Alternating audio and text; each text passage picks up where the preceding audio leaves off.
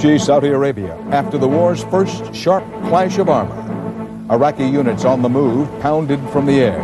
And at home, layoffs, even at defense plants, add to unemployment.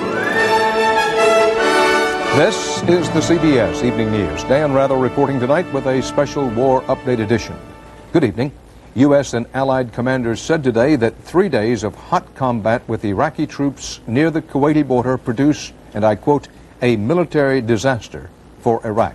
They say an Iraqi force that seized the Saudi town of Khafji was all but wiped out, and Iraqi tanks spotted along the border are being pounded by hundreds of airstrikes, breaking up any chance, the U.S. military says, for another ground thrust into Saudi Arabia.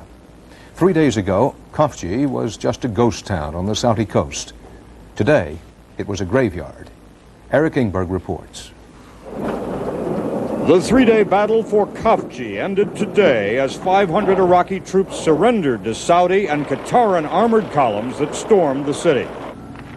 The streets of the largely abandoned bordered town, littered with destroyed vehicles from both sides, provided evidence it had been a bigger battle than U.S. commanders at first acknowledged.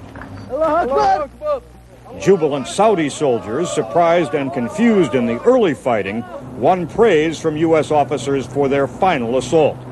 U.S. and Saudi commanders ridiculed Iraqi tactics. I think they were pushed for this. It's like it's a suicide mission for them. The Iraqis, who were still sniping at the Allied troops at midday, retreated under such heavy pressure that one wounded soldier was left behind, wrapped in a blanket, to bleed to death. Some sources said 30 enemy were killed. But Saudi casualties were also thought to be high. The four-man crew of one armored vehicle fell victim to rocket fire. Several American Marines narrowly escaped after 3 days in hiding in the town. They had radioed the position of nearby Iraqi armored vehicles called APCs, even though it meant incoming shell fragments might splatter them. One did. And the rounds were calling them in very close to our position. We knew that, but we also knew we had to take out those APCs. And basically, a round went off overhead, and I got hit in the leg. The U.S. today claimed the air war continues to weaken Iraq's troops and has diminished the Scud missile threat, in part because of new Allied tactics. Instead of relying on electronics, Allied planes now cruise constantly over Iraq, looking for flashes that show a Scud launch. Then they attack. A British fighter scored the latest hit last night. This was actually a very successful attack in which at least one of the Scuds leapt about 100 feet into the air with flames blazing out of either end of it.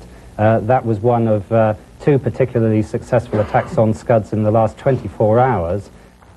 While the importance of human skills, even in a high-tech war, is being reaffirmed, the Allies are also learning more about the human side of their Iraqi enemy. The Khafji battle has shown that parts of his army, at least, have a strong will to fight and the skills it takes to conduct a high-risk offensive operation. Eric Engberg, CBS News, Saudi Arabia. For an overview, for some context and perspective on the pounding Iraqi forces appear to be taking on the ground and what it may mean for Saddam Hussein's staying power, David Martin is at the Pentagon. David?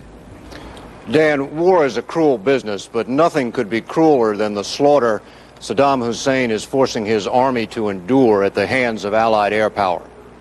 Elements of two Iraqi tank divisions attempted to move out of their fortifications